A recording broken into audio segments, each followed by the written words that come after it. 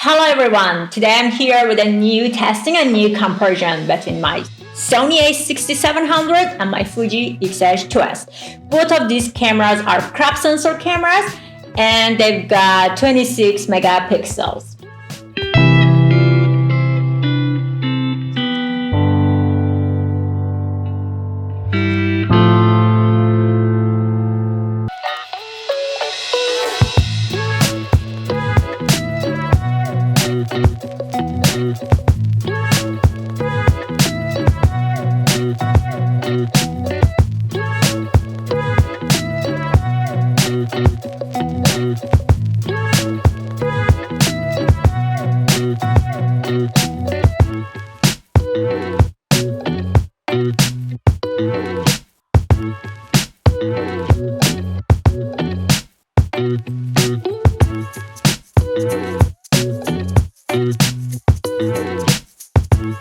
Based on many reviews I watched or many different information I read on the paper and the sites, Sony got some differences and I can say maybe advantages over Fuji and also vice versa. Let's see, for example, some of these Sony differences. Auto framing. It got auto framing which Fuji doesn't have it. It has a lens breathing correction in it. ISO in Sony is higher than Fuji. And at the end, the number of the focusing points in Sony is higher than Fuji. Comparing about the weight, this is also lighter. And if I want to talk about autofocusing, it is a bit stronger. So these are something, as I said, differences or advantages over Fuji. On the other hand, in Fuji camera, we have some advantages over Sony. The most important one is having the stack sensor. So with this price, like $2,500 US, you can't find any other cameras which got this stack sensor in it. So this is so good and practical with Fuji. The other one, the other option that I can say is having two different SD cards, which in this Sony a67, I just have one. The other, for example, options that I can mention about it is the LCD resolution in Fuji is higher. And one of the other important one is continuously shooting in Fuji, which is so higher than Sony. It is 40 frames per second in Fuji, while in Sony, we just have like 11. The other good options with Fuji is having more formats in video shooting, while in Sony, we have just less than this. Battery life in Fuji is better, while we don't have it in Sony. So these are some main options which are my concern. And based on what I read in the paper, I want to see how they work in the field. Well, we know that Sony is like $1,000 US cheaper than Fuji XH2S. I just want to forget whatever I read in the papers or in the sites. I want to go to the field and test and make the comparison between these two cameras and find out the real performance. Come with me and we see the result together.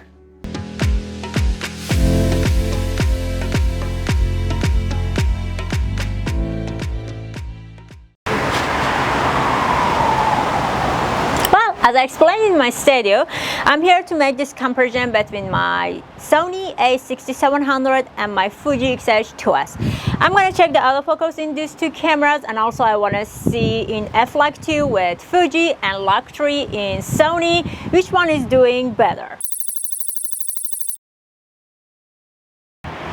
For this comparison, I want to use my Sigma 30mm on my Sony and also my Viltrox 33mm on my Fuji. Both of them are almost same and they are both f1.4 and see, in the same condition how they work. Well, I have set my camera like this. Both of them are in the same conditions and I'm using my Android phones as recording monitor. I have a link in my description which I explain you how to use your mobile phone Android one as a recording monitor. I'm using this because monitors, in compared to the phones, got maybe less resolution and they are having very good quality.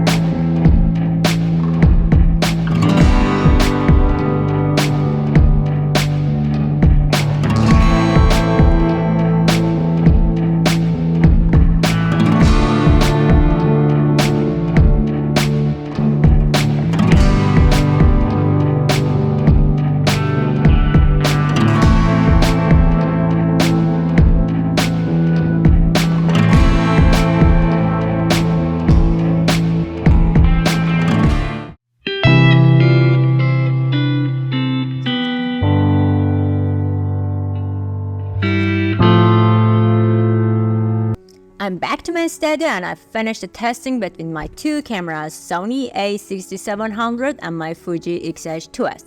Well, talking in the general concepts, Fuji is so nice camera. It's a small, very light, easy to be handled. Menu is very simple. Autofocusing is perfect in it. Subject, animals, or even human doing very well. Lens breathing working very nice, and having auto framing in it. That's also a great, I think, option in it. You can also record your videos in 4K 60 frames and using that cinetone profile on it. So it's a very easy and very nice, I think. These are the general, I think, options about Sony. But on the other hand, I'm talking about Fuji. Fuji, you can go much more professional in videography with Fuji. It has two SD cards. This is so great health-wise. In Sony, I just have one SD card.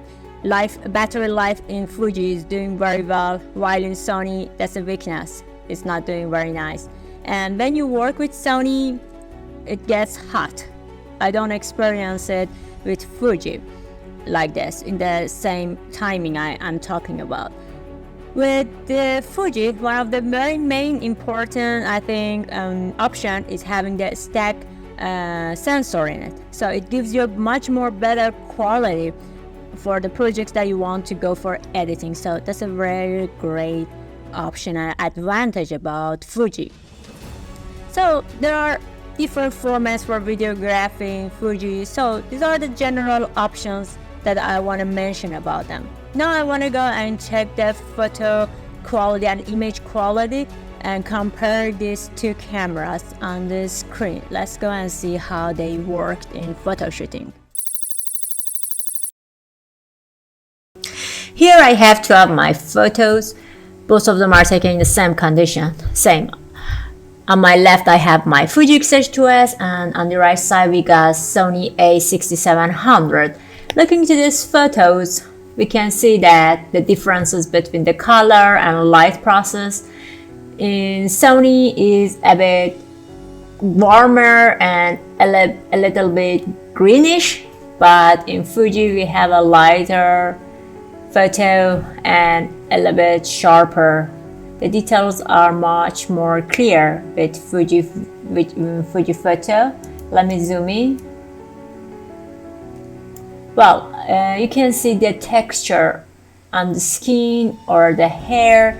In Fuji, it's so textured, but in Sony, we have much more softened colors and softened light over the photo on the skin and the hair. So that's the differences between the photos with the almost same lenses. Here I've got two other photos. On my left side you have Fuji XH2S, and on my right side we have Sony a6700. Well, exactly similar to the other photos we just checked. Fuji is sharper, it is lighter, the colors, and on the other hand with Sony is so soft, the color is warm. The bokeh of these two photos, if you want to compare it, it is much deeper with my Sony in compared to Fuji, and that's maybe because of the lenses I'm using. Viltrox against Sigma. Sigma got a maybe better bokeh here. So let's zoom in and see the photos like this. Well, you can see the texture again on the skin or the photo here. On the other hand, you can see Sony taking the photos much more natural and real. Well, asking me, I prefer and I go with the Sony, even though that's so soft or maybe it's not that sharp, but still I feel much more reality in it. Here I have Fuji XH2S f/2 mode. I'm going to use the converter Rec 709 on it, so we gotta see the video like this.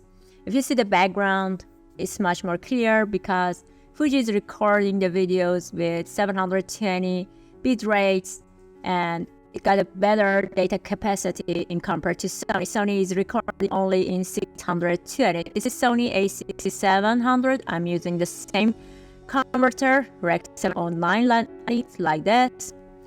And if we want to talk about the cinematic effectiveness, so we can see Fuji is doing better, and because of that ProRes format, the editing is much more easier. Well, at the end of the story, my advice: choosing between these two cameras, Sony a6700 or Fuji XH2S. If you have some paid projects and you want to do the professional job for your clients, then especially you are looking for something much more professional and you want to use more accessories for your videography, external devices, then Fuji. Fuji is so great camera in videography. It has all the formats, and as I told you, with that stack sensor in it, gives you much better quality. So this is the great camera and gear for the professional videographer, and I suggest you to go for this one. On the other hand, Sony is an advanced camera. It is also very good, but I believe it is better for some freelance job when you are doing some project for yourself. It cannot be that professional in compared to the Fuji, and it has, as I said, some small weaknesses while working with this in video shooting. But in generally, this is $1,000 cheaper than Fuji, and it has a great variation of different lenses, which is also a great, I think, option. Also, the lenses are so cheap, so that's another good pack about Sony. But I believe to do the professional videography, then Fuji XH2S is working much more better. So I hope this video was helpful for you. Until my next video, see you later.